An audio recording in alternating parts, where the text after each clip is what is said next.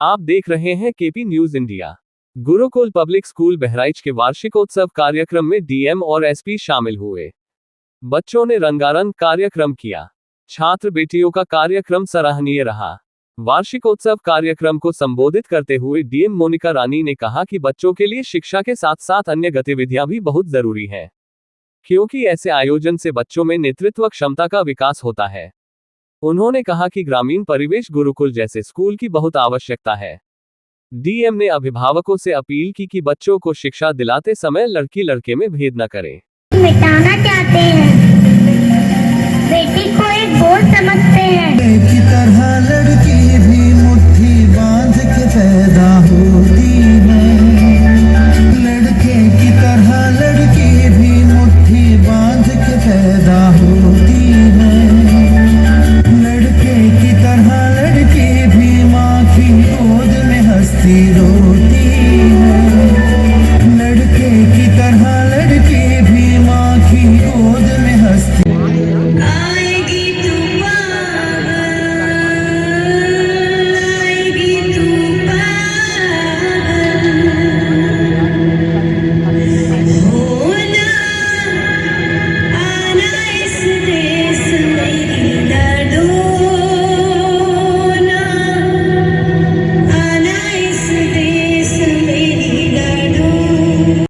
बच्चों के point of view से बहुत बड़ा दिन है। इसमें जो ये एक ऐसा दिन होता है कि पढ़ाई के साथ साथ कुछ अन्य चीज़ें भी ज़रूरी होती हैं। तो जब बच्चों को ये प्लेटफॉर्म मिलता है तो एक लीडरशिप की जो स्किल है वो उनमें डेवलप होती है।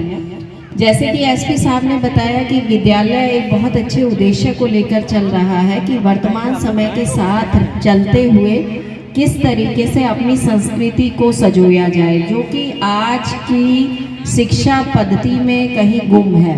इसका अभाव जो है वो समय समय पर कुछ ऐसे दृष्टांत आते हैं कि लगता है कि जो शिक्षा का मूल उद्देश्य है वो पूरा नहीं हो रहा। बहुत सारी चीज़ें हमारे पीछे छूट रही हैं।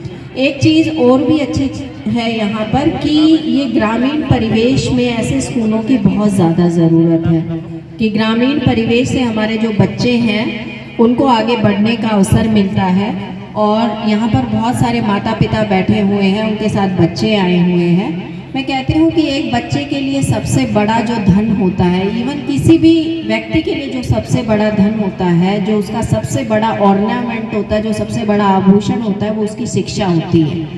तो अगर बच्चे का इंटरेस्ट है, पढ़ना चाहता है, तो उसकी शिक्षा कभी मत छुड़वाइएगा। वो जितना आगे बढ़ता रहना चाहता है उसे लगातार उसे सहयोग कीजिएगा। जब शिक्षा होती है तो उसमें लड़के और लड़की का फ़र्क नहीं देखा जाता।